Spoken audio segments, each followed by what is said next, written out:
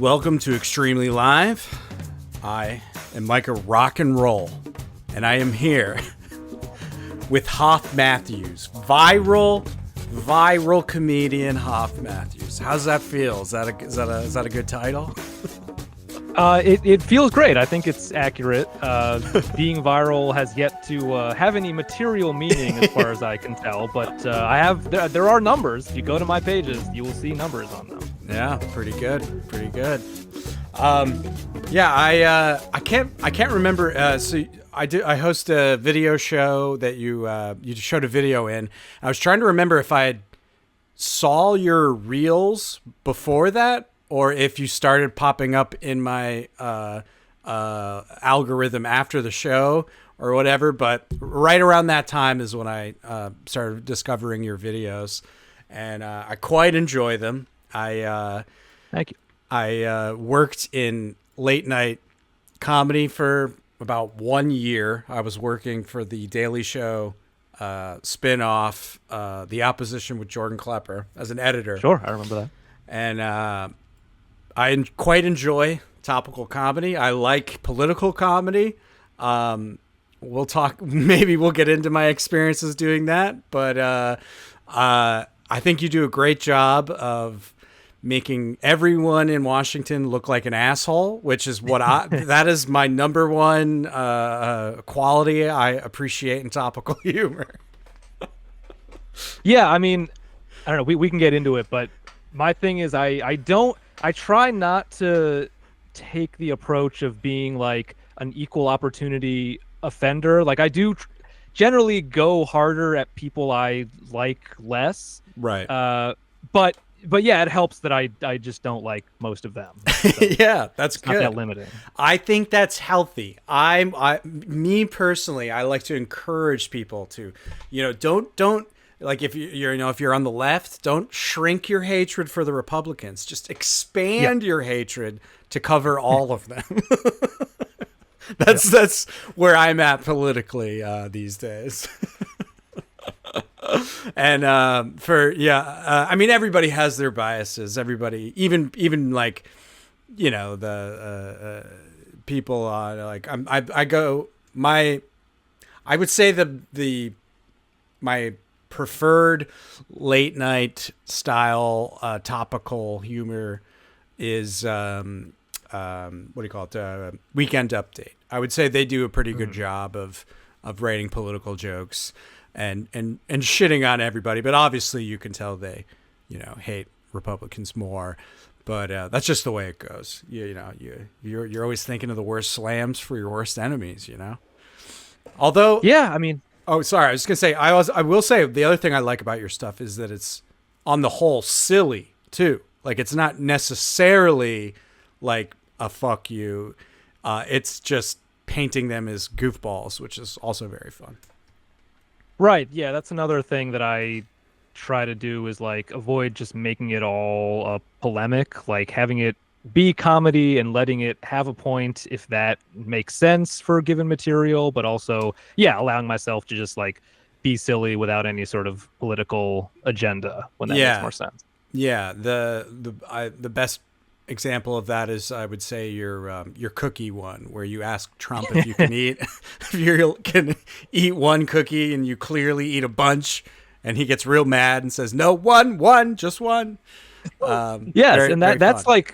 That's my like most popular video, and it's funny because to me, I feel like that video kind of illustrates like to some extent what I find personally repulsive about Trump, but there's definitely also a lot of like Trump fans who comment like, yeah, he really that guy was taking more than 2 cookies. He said he was only taking 1 cookie. Yeah, give it to him, Trump. Like I was I don't know. I mean, I think especially with MAGA people, they are so enthusiastic on social media that I have felt like I need to kind of tailor my videos a little more to make them as like appropriation proof as I can. Like I don't want to just be doing Orange Man bad stuff, right. But I did that video. I don't know if you saw this one, but I did a video where it was like I just had a clip of Trump like not quite hearing what a reporter was saying, so going like say it again. So I I dubbed in myself singing Edwin Starr's Yeah. War and had him just doing like say it again, like right on, say it again. What and my hope is people get that that's fake and it's just like a silly use of a little piece of audio that I had. But you do get people in the comments being like, he was right on it. See, he gets it. Like most politicians, they wouldn't be cool enough to make that reference or to have that timing. Like, no, that's not what it is. Today I was watching a bunch of them. I did watch that one. And you're right. I was going into your comments just to see, and you're bringing people together, man. There's people screaming on either ends of the political spectrum in there. It's you're doing a service. I would say you're doing more good than harm. So don't worry too much. Thank you. I like to think so. Yeah. So did you come to the big New York City to pursue comedy? Was that the idea? Let's talk about your career in general. Yeah, I more or less came to the Big Apple to pursue video production. I graduated from college in 2010, and I was originally planning to go to LA, and then I just happened to like spend some time in New York City that summer and just really it's cheesy, but like fell in love with it and wanted to at least have spent some time here. And I was looking for just a place where there was going to be work in the production industry because that was, more or less what I had studied and what I was trying to get into. But I had also like started doing stand-up my senior year of college, so that was something that I was looking to pursue also, and something that I really like put a lot of time into when I got here. That's cool. I was living outside. I've always lived in New York State, and the same. I went to school for production and came here for work essentially, but also I've always enjoyed cracking jokes and kind of wanted to see what the comedy scene was like. So at the time, I didn't really know about improv, so I was also like, oh, I guess I'll go into the city and do an open mic. So I got on that Bodslava list. I don't know if that's still a thing. Yeah. I don't know either, but it was 14 years ago. Yeah. And I went to I can't remember what it was. I think it's closed now, but one of those like Times Square, like, come on in, Barker comedy guy type spots. Yeah. Daniel J. Paraffin was running the mic. It's the first time I met him. And I had a full-blown out-of-body experience of just like having stage fright so bad that I just had to leave my body. And, wait, had you done stand-up before? No. Oh, okay. Yeah. So that was like the first time I did it, and it was very clearly and very quickly like, okay, I don't know if I'm a stand-up comedian. And from there I like met people through UCB and did like the improv thing and got tired of that too, and then started a video group and started making videos, and now that's pretty much all I do is just video type stuff. But similar background is what I'm saying. That's cool. So are you still doing stand up actively? No, I pretty much stopped with the pandemic. I've been doing it like up until then, and then obviously there weren't like any real shows, and I sort of it got to that juncture where it was like, instead of just having to ever make the decision of should I stop doing this, you're forced to stop doing it, and then you have to make the decision of like, do I actually want to start doing this again? Like, how much have I actually been getting out of doing this? And very true. And, I moved to LA for like 8 months in 2022, and that was like around when things were really starting to open back up again. And I did a couple mics out there, but I had one where like it didn't go well. I felt like I didn't get any response from people, and I had been feeling like, oh, I built up this nice like solid 5-minute set from all those years in New York. I got this like great thing, and then again, I did like 2 mics, so it's not like I had any representative sample. But I was like walking around just like stewing and just thinking about like, oh, I could have said this, oh, next time, what, this would be a really good bit. I could say this, and the next time I get up, I can do this. And And then I realized like, oh, this is how it gets you. This is Mm-hmm. why it's addictive. Because if it goes well, you're like, I'm great at this. This is Yeah. always gonna go well, and I need to keep doing this. And if it goes badly, you have this urge to redeem yourself, you know. Mm-hmm. But I was like, I could just not do it. I could just stop spending my time on this, you know. Yeah, I And had I, a no. Go ahead. sorry, Go go ahead. ahead. No. It's all good. No, I just the reason that I got into stand up to begin with was that really what I wanted to be doing even at that time was production, but I realized that making films or videos takes, or at least at that time seemed like it took so much money and had no outlet where you could actually get like a reaction to what you were doing. It's just like you Yeah. spend a ton of money to make a short film, you spend even more money to send it to festivals, and it's basically you're just like throwing it down a well. And like, unless you get really lucky, nothing ever happens with it. Whereas stand up, even though open mics are squalid and awful, there's always someone in the room who is reacting to what you're doing and giving you Yeah. some sense of like if I'm going in the right direction or not. And it costs almost nothing. Yeah. So it was just this really useful creative outlet.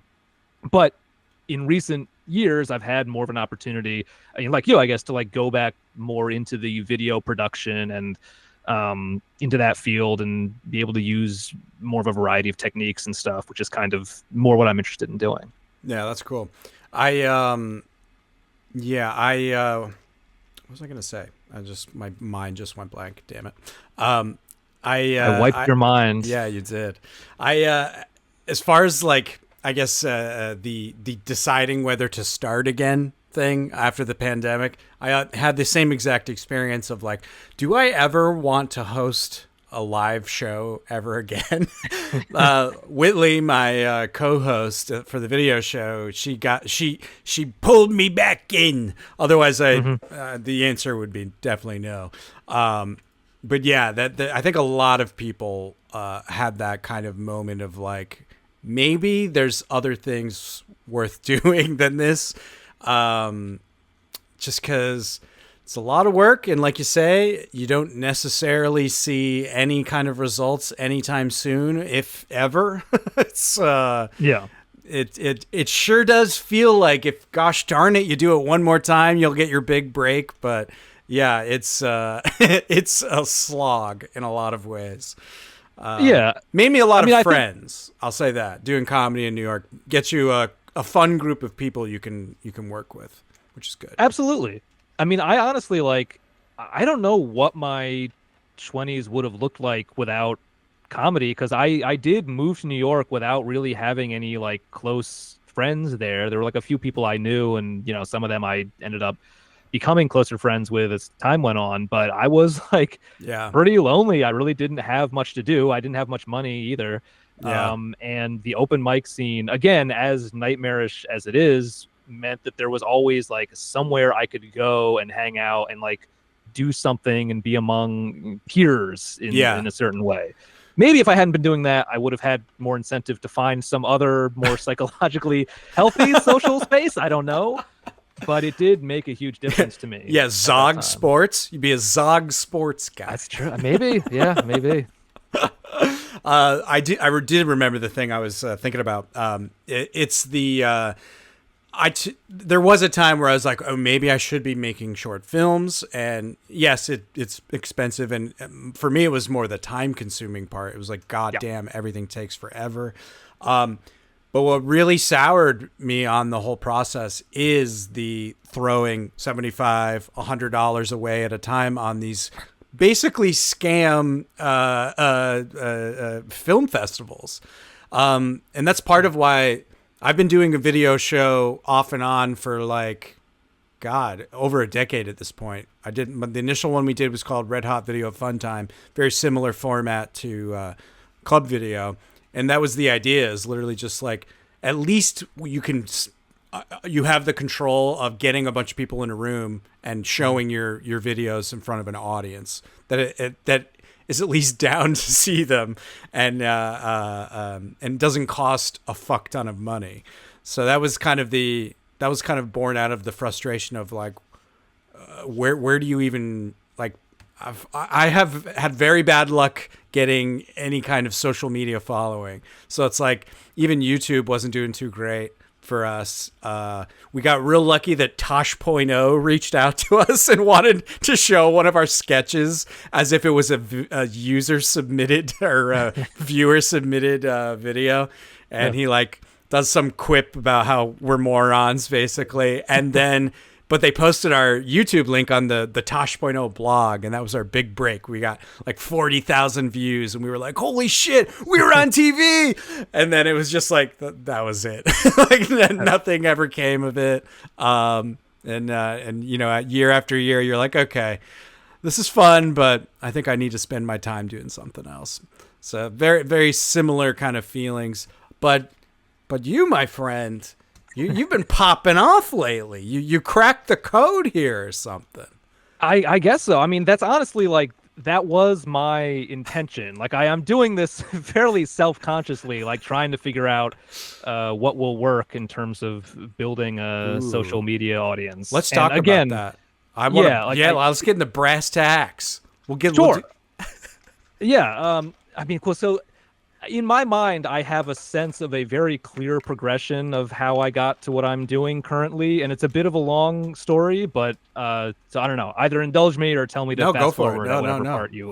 I want to know.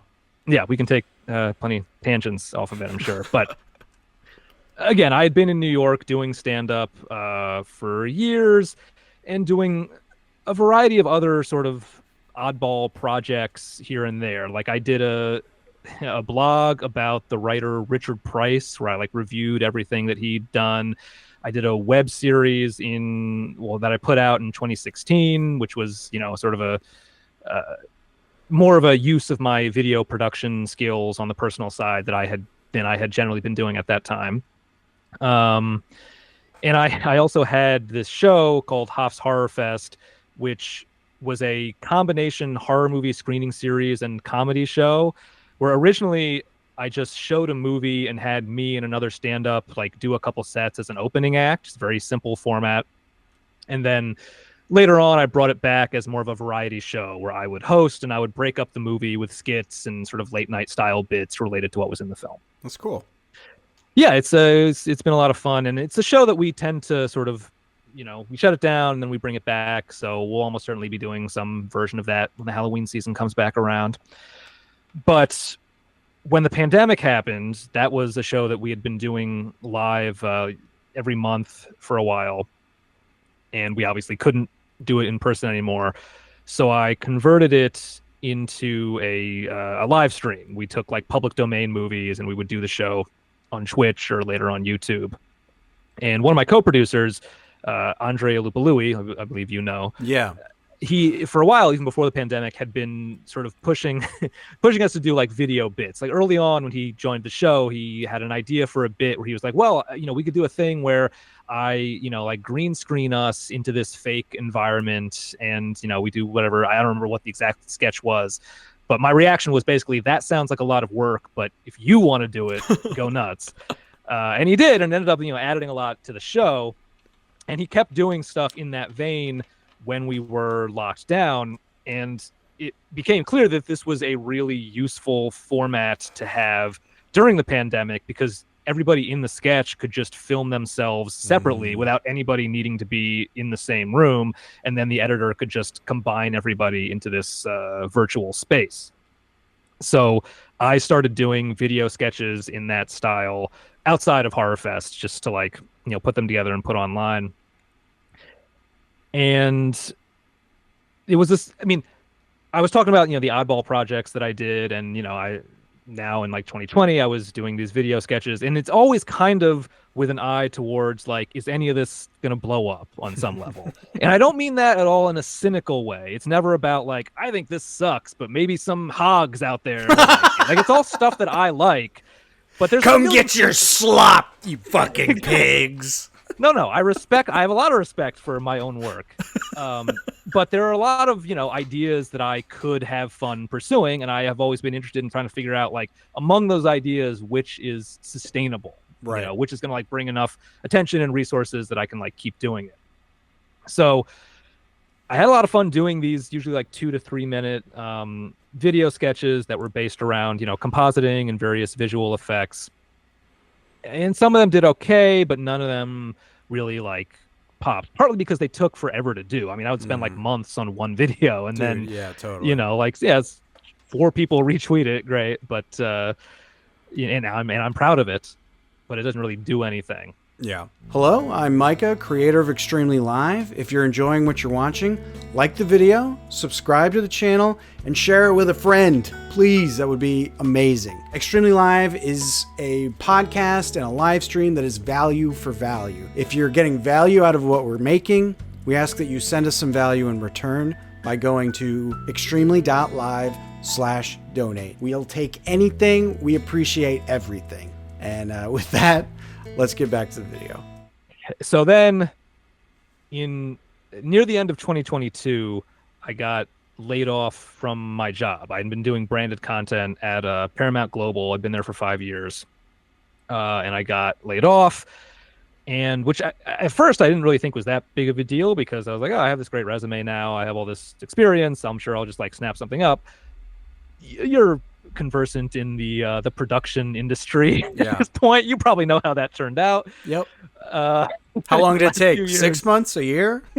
I mean, I'm still not back where I was, really. I have work now, but it's like, it's more or less, I sort of went back to a lot of the work that I had been doing prior to that job. Yeah. So it really became clear that like just the landscape of jobs that I had been accustomed to just being there was, for whatever reason, is not there currently. Hasn't been there for the last few years. It's because they're not getting any views either.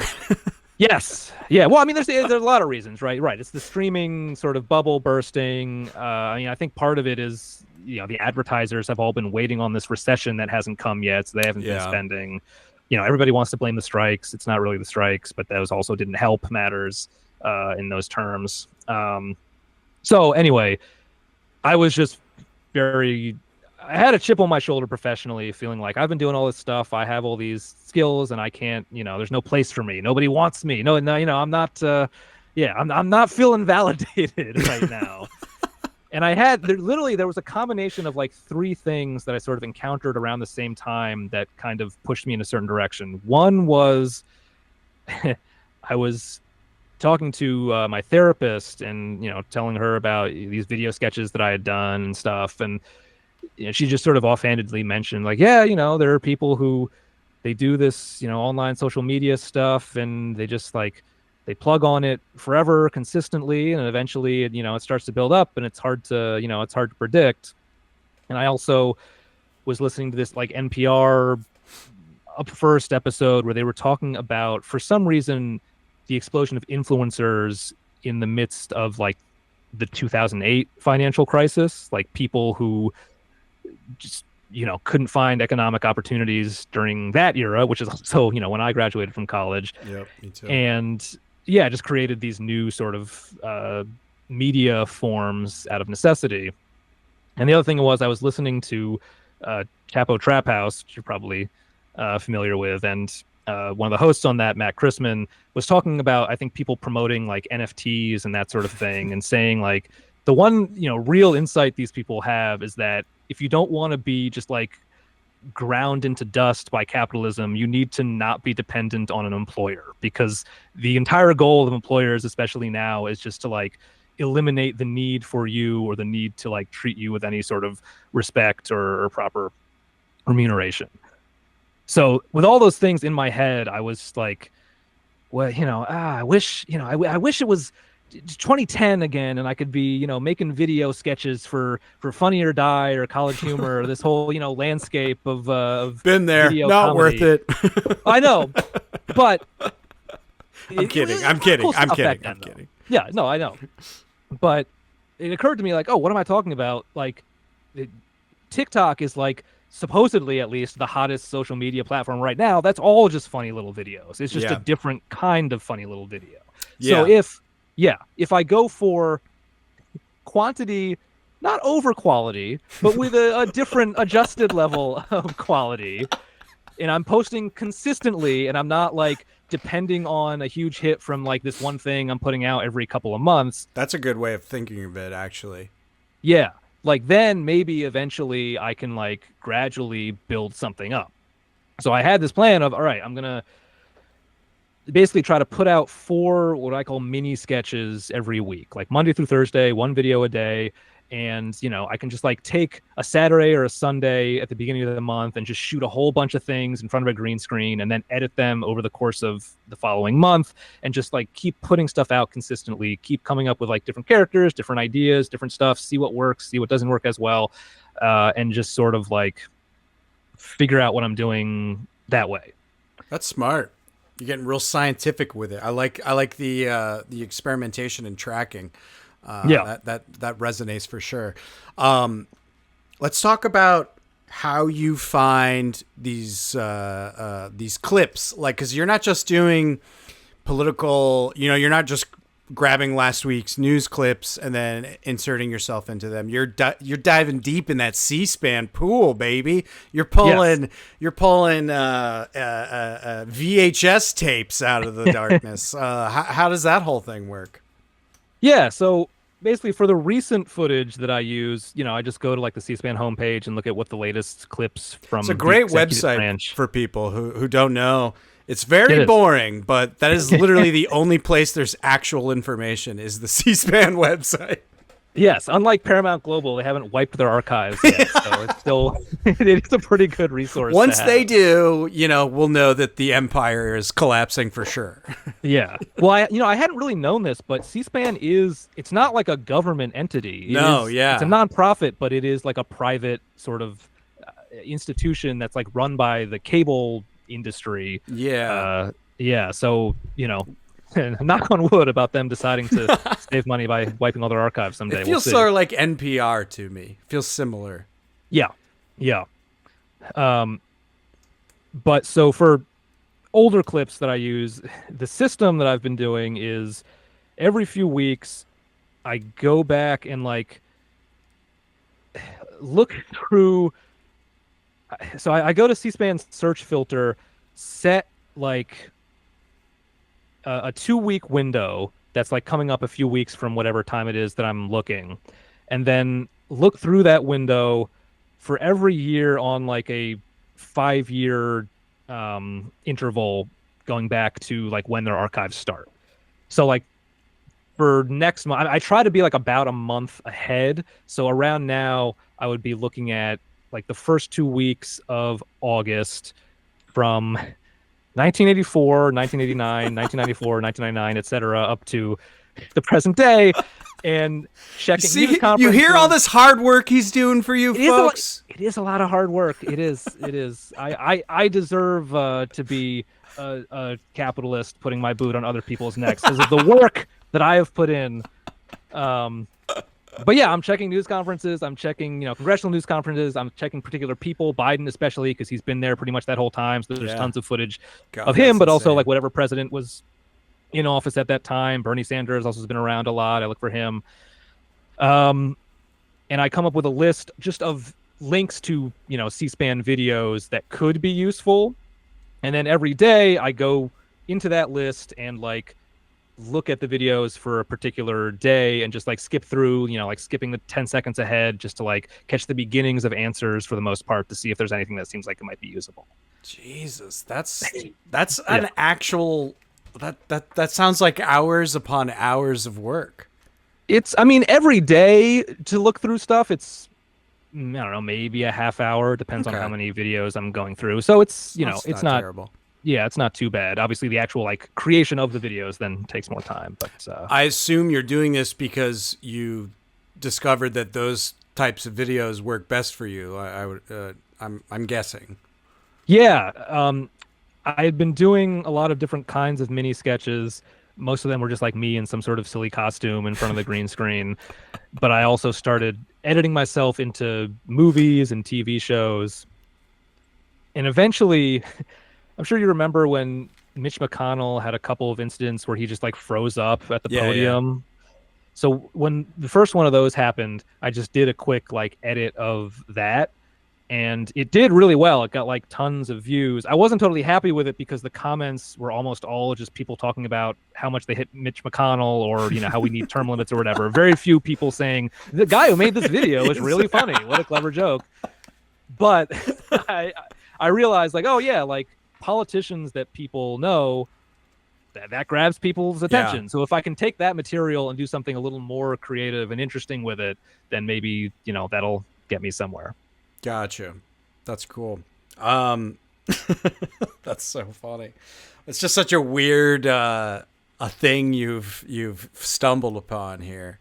I mean it's like public domain IP, like politicians. They are like these characters that we all know about that, I mean, aren't the absolute worst in the same way. Movie stars ever. Yes, you can have lots of clips of. Yeah. Well, they say DC is like Hollywood for ugly people, right? Mm-hmm. So yeah, that's what I'm using it for, I guess.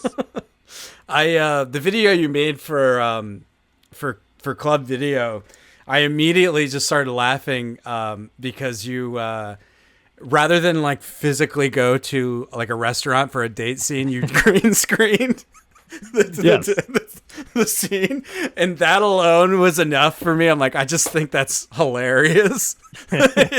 You have a very you've capitalized on the green screen in a fun way that like makes it feel like it's part of your joke in a way as well. Like, thank you. You're doing it good enough that it works, but I also think you're like not going crazy overboard trying to make it look super, super good. So it's kind of funny that it's clearly you doing a dumb bit, which is there's a charm factor to that I think is good. Yeah. If you can stylistically justify something looking cheap, then you can kind of do whatever you want without spending a lot of money. It's true. Yeah. Do you think of yourself as a writer? Yes. Yeah. You have a very writerly quality. Like literally you're reverse engineering jokes out of nonsense, essentially.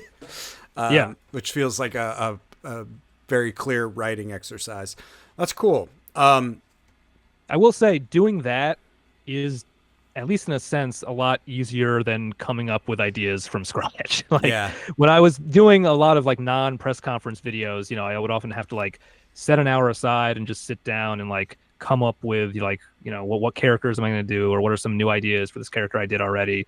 And it is a much simpler thing to just watch a video until you find somebody saying something weird and then come up with a joke that attaches to that. Totally. Yeah, it's like an improv, you have your one word from the audience to go off of. Yeah. What was the first video of yours that really blew up where you got excited? Yeah, it's been kind of gradual because there were definitely things that felt to me like they were blowing up in the past, which now, I'm like, it's not really, it's kind of whatever. But like early on when I started doing the mini sketches, I did some like edited alternate versions of the Eminem Stan music video. Okay. And some of those did pretty well. So that was cool. And I mean, again, like the Mitch McConnell videos, like got a lot of views, didn't feel like a creative success, but clearly I saw like something was happening there. And yeah, I mean, it's really, you know what? A big flashpoint actually was the first video of mine that I would say went viral on TikTok was the first video, or no, you know what? It wasn't even the first video. It was one of the videos I did for the character Gundick, the detective with a gun for a dick. Which it was sort of weird because it was like the third video I did with him. I mean, it might be the best one, but it was like, it's not that different. It's just a guy with a gun for a dick in all of them. The joke's kind of the same, but for whatever reason, that one just like blew up and just had like tons of people in the comments saying like, oh, this is like Rick and Morty, interdimensional cable or whatever. But that was fun because it was a really old script of mine, actually. It was a sketch that I had written for a UCB sketch writing class back in like probably 2015 or so, which I just like had on a hard drive and kind of scavenged when I was looking for ideas for new videos. And it ended up, working out. Sounds like we were around UCB at the same time. It's kind of interesting. I wonder if we ever ran into each other and didn't recognize each other later on or something. Yeah, I don't Um, know. I It's can't. possible. I mean, I was never really in the improv scene so much. I know a lot of people who were, so Yeah. I was, around, yeah, people who were big into that. But I took the sketch writing classes, but I never like really did improv myself. Right. Right. I took a sketch there as well. Who was your teacher? Just curious. I mean, well, I had Jeffrey Garlock, Garlic. Yeah, me too. yeah, Eric Tanoy, if I'm Yep. pronouncing that right. Um, Rachel, Yes, I don't know her last name, yeah, but I remember Rachel.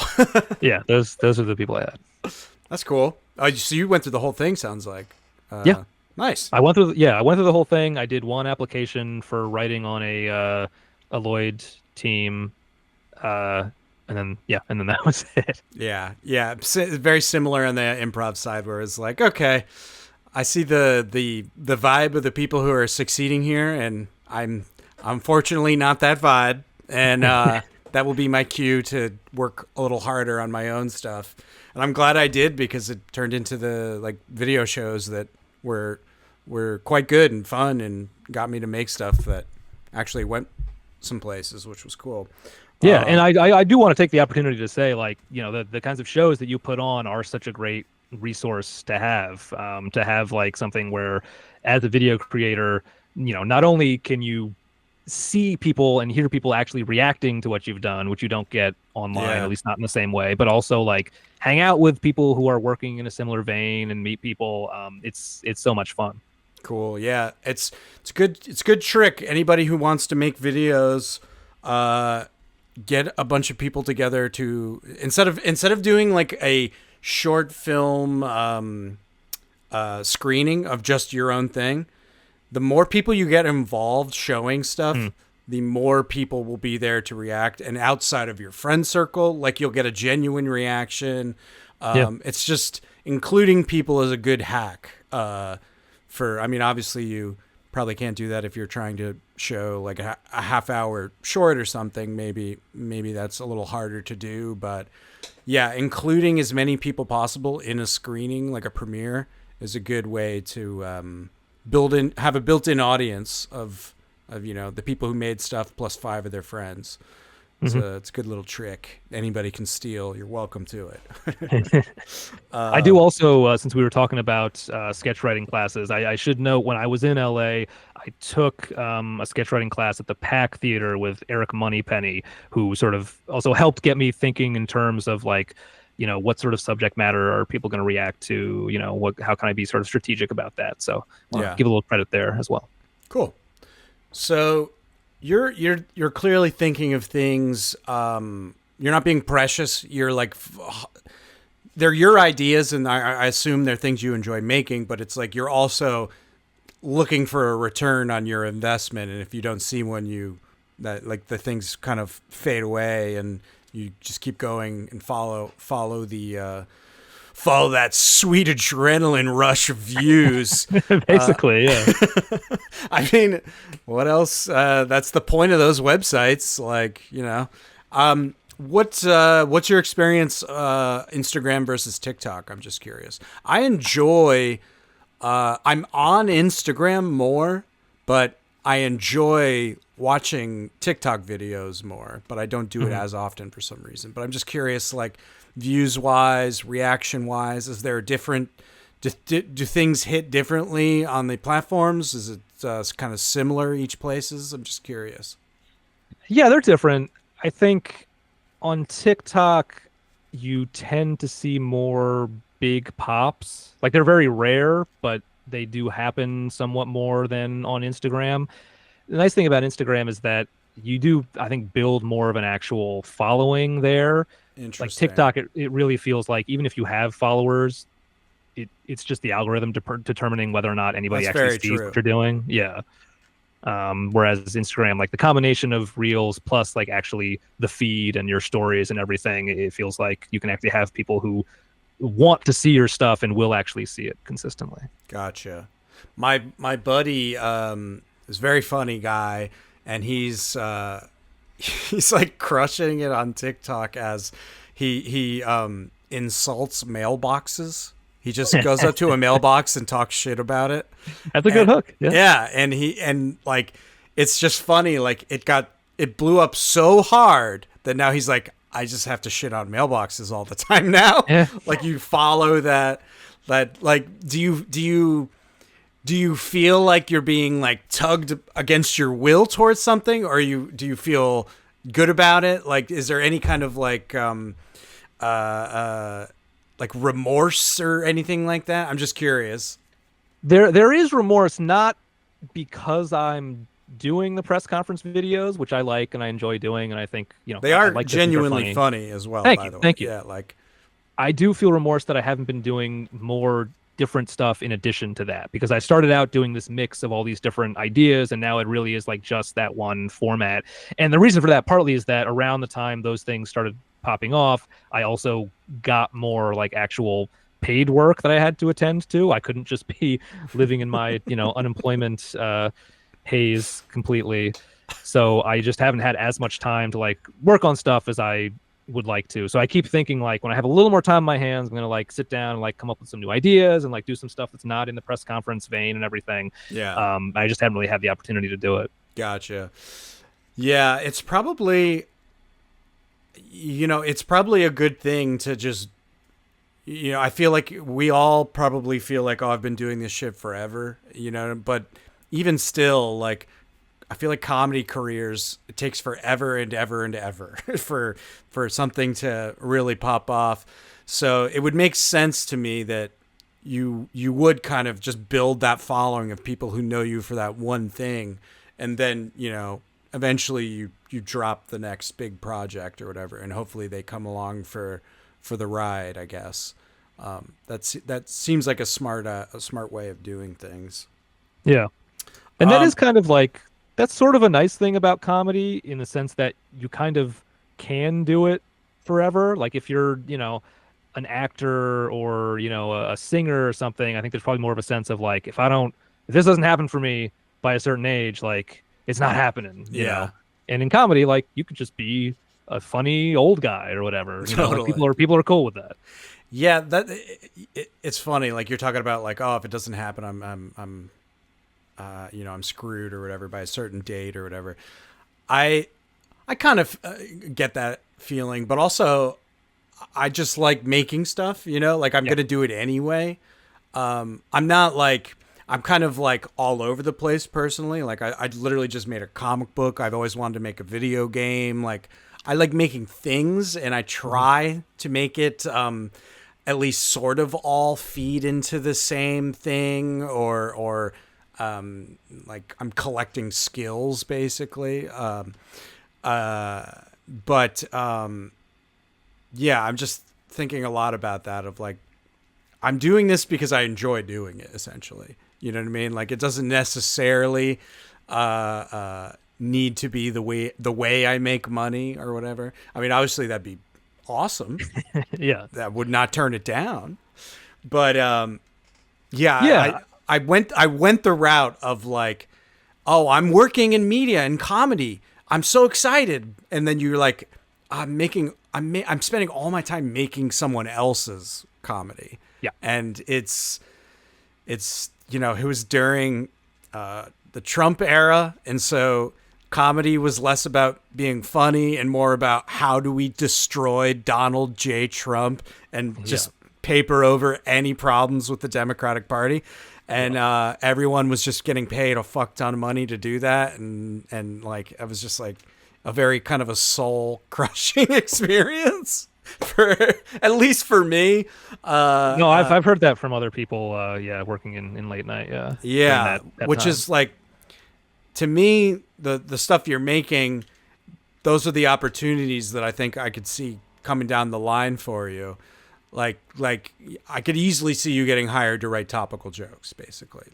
And I feel like the writing side might be more fun, than what I was doing. More fun than what? I was a video editor, and there were doing like the field pieces on the show. There were like opportunities for me to get jokes in and stuff, which was cool.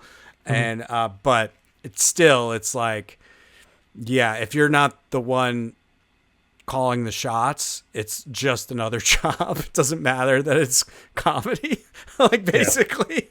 And yeah, so it's good to just do your own thing for as long as possible, I think, and just build up people who give a shit about what you're doing, basically. Yeah. What kind of do you enjoy topical humor in general? I'm just curious. Yeah. I grew up like reading Mad Magazine and everything. So yeah, I have a certain connection to that brand of comedy. I mean, it's got its pitfalls, obviously, but yeah. Yeah, I like Norm Macdonald era Weekend Update jokes are quite fun to me. Like, there's ways to have a lot of, and you know what, Conan did a good job. I would say, of like having jokes that were topical, but like you never felt like Conan was like, just a diehard, lefty who just wanted to murder all people on the right. Like, there was like, Yeah. he did it in a way that was fun, even though obviously he's shitting on the Republicans or whatever. But like, yeah, like there are ways to make it fun and enjoyable and just genuinely funny.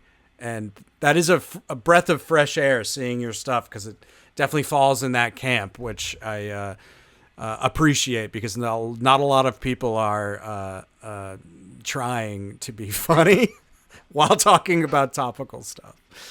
I am trying, and it is a fine line to walk, and I don't know that I'm always on the right side of it, because yeah, I don't want to just be preaching at people, but I also, like, the material I'm using is American politics, which is this machine that does also like kill lots of people and have very serious consequences for everyone. So I also don't want to be just like having a grand old time with all this politics stuff. Because you can, and it's funny to bring up Conan, because he is kind of like, he sort of walks that line perfectly of being very like not preachy at all, but also like not falling into the side where you're just like the Capitol steps, just like, isn't it? Everybody in DC is crazy, right? Like, I do feel like I need to have a certain point of view, also, without making that overwhelming.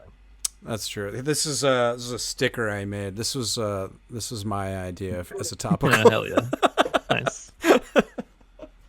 Oh God, yeah. It's a dark time. It's hard to get real excited about anybody in politics. That's for sure. At least for me. Yeah. I don't know. What are you gonna do? What are you gonna do? Pay attention to the stuff around you. You have direct control over.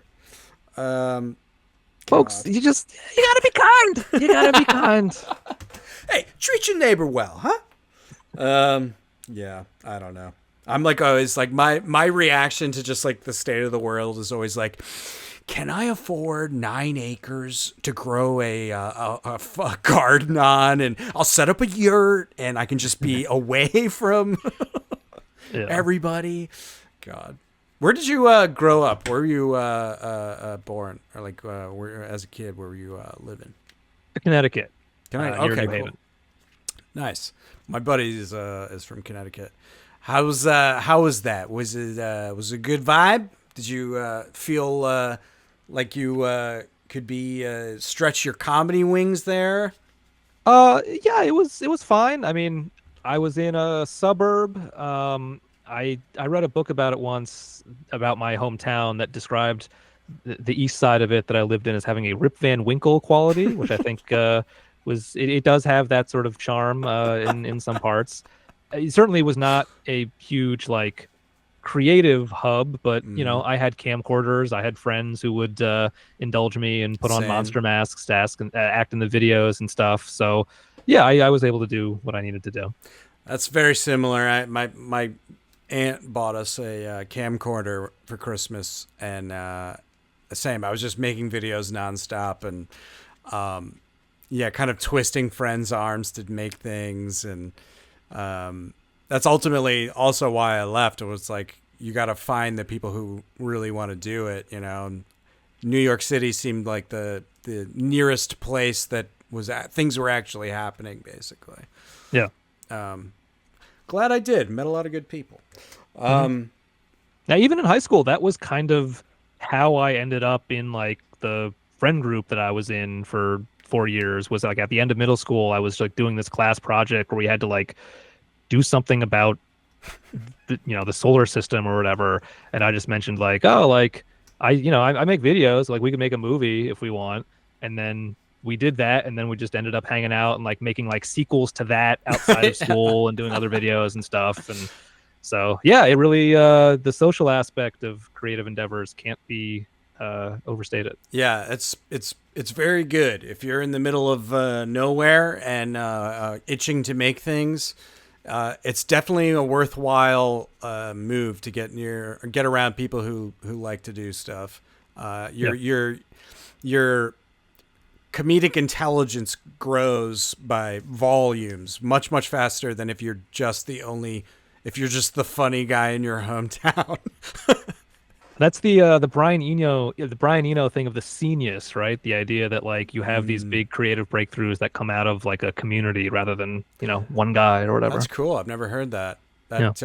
It's definitely real. Like even like the scenius idea. Like even sometimes a little bit as a detriment in that like you can see like in jokes being built, and then it's like you got to be careful to like make your stuff with your friends and then do it in front of people who aren't rooting for you and see if it works. That's a good lesson too.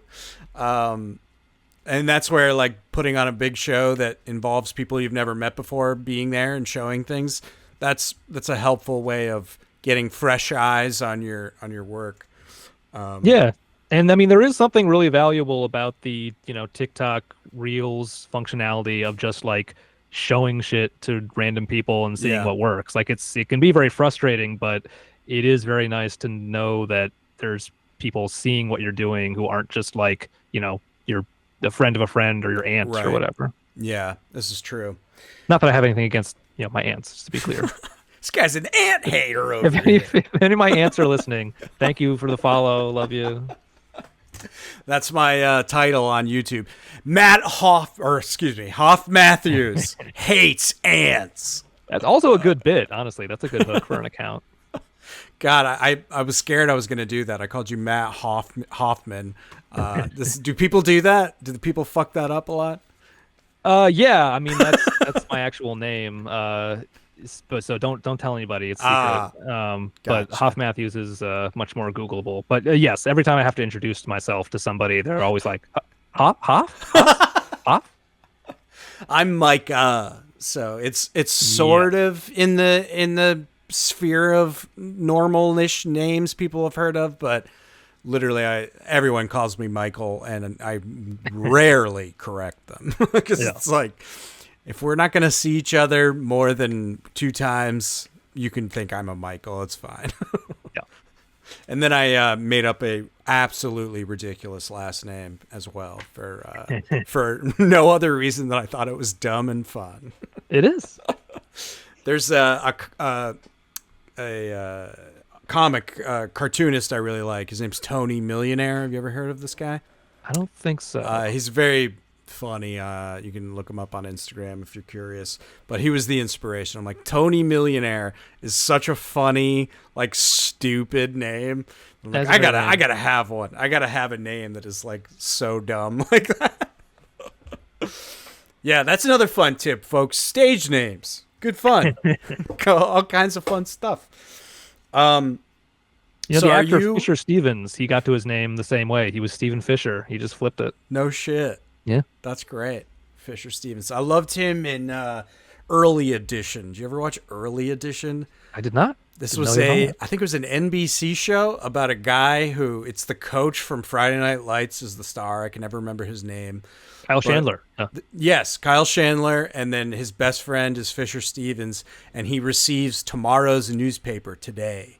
So it's like, right. Yeah. It was a good show, actually. Like it was a fun concept. I like the idea of like basically becoming a superhero because you have the news early. Mhm. So what's it called? Early edition. Yeah, yeah. Fun stuff. Fun stuff. Is there anything we haven't covered? You'd like to hit? I'm like keeping them short lately because I turned the AC off and now I'm like physically dying over here. I'm sorry. No, no.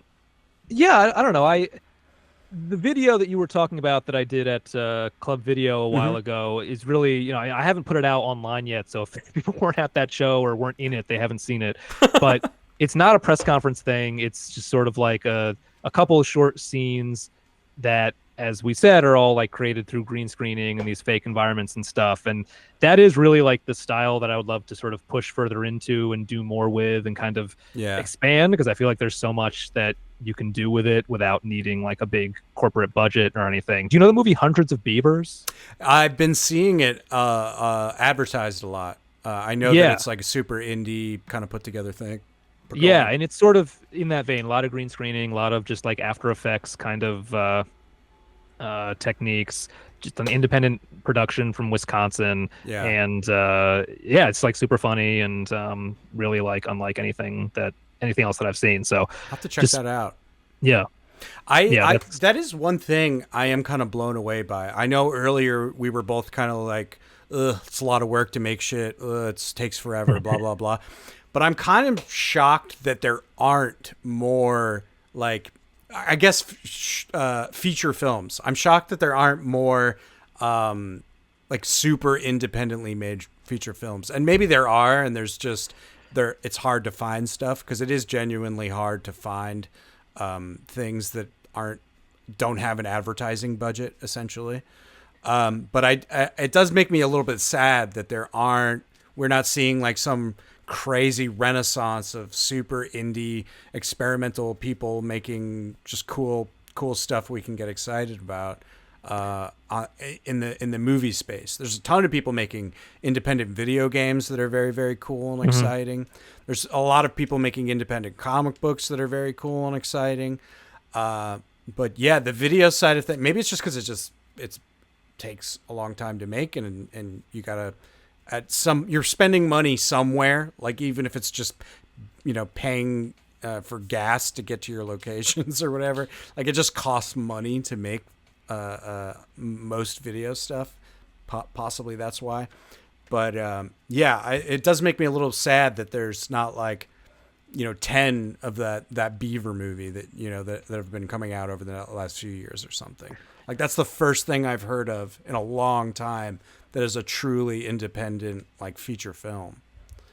Yeah, I mean, I think people aren't used to thinking about film the way we think about music. Like people understand like there's local artists, there's local scenes, like there's aesthetics that just lend themselves to not being very expensive, like, bedroom producers or lo-fi or whatever. And people, like when it comes to film and TV, people just think in terms of like what's at a theater, what's on Hulu, what's on Netflix, what's coming through these like big channels. So the infrastructure we have isn't built to accommodate stuff that's more nimble, that this doesn't have as much money in it and isn't built to like become a big blockbuster. But yeah, I mean, I think that there's certainly the possibility of that changing. Yeah. I know of the no budge thing. It's like that's sort of kind of in that vein. I think it has a little bit of at least with people who submit to it, it has name recognition. Yeah. Have you had an experience with them? Not much. I think I've submitted like one or two things. Yeah, same. But yeah, I'm not that familiar. Me neither. Yeah, there's another opportunity, folks. Be the indie Netflix. charge less money.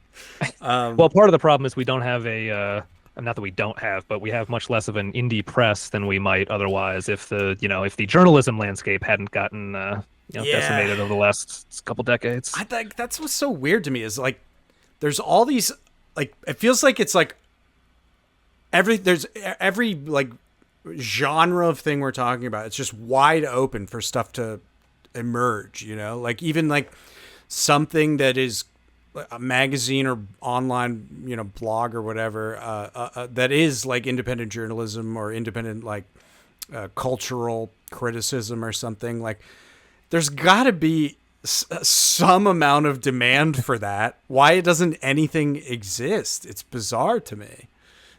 Yeah, I mean, well, it is like it's because the big platforms like intentionally eat that stuff when it comes along, they Yeah. like buy it so they can stamp it out. Yeah, and it is, I'm sure, extremely hard to turn down a check and sell your baby for, millions of dollars and then never have to work again. Yeah. Yeah, that's why a small amount of people shouldn't have all the money, because That is, that's how they get you to do things that aren't good for you. leads to some problems. Yeah. God, that's my like new conspiracy theory about executive producers. I think executive producers of like television have so much money that it makes sense to me that they would be like in kind of one-to-one communication with political parties. Like they have amounts of money that are like campaign funding amounts of money. So it makes sense to me that like, on the Fox News side of things, those executive producers are in Republican National Committee meetings, like getting talking shop about how to like brainwash everybody in their way. And then you have like maybe my experience was not the norm, but I'm thinking the same kind of thing applies to like even unfortunately comedy, like new like topical comedy related stuff. Like once you're in that executive producer level, it would not shock me if they have like phone calls with the Democratic National Committee or whatever, because dude, it was like, at least in my experience, it was very clear who the person we supported was, and even other Democrats that weren't that person, where we got to make fun of them, but never make fun of this one. It's like, who's making that call? It's got to be people the person who's paying everybody. But yeah, these are my conspiracy theories. I'm sharing them with you because I can see down the line you could probably work in that space, and keep your eyes peeled, brother. Don't turn. Keep being actually funny. Thank you. Thank you. I mean, your theories sound pretty plausible to me. I mean, I like it. It is scary to think that you have power, and people clearly do think, rightly or wrongly, that culture has power over what people think and how people perceive the world. And I do kind of think that that's true. It makes sense to me if you just hear the same thing over and over and over again. Yeah. Like, I mean, a good case is like how just that the debate was like, all of a sudden every single media outlet was like, there's something wrong with Joe Biden.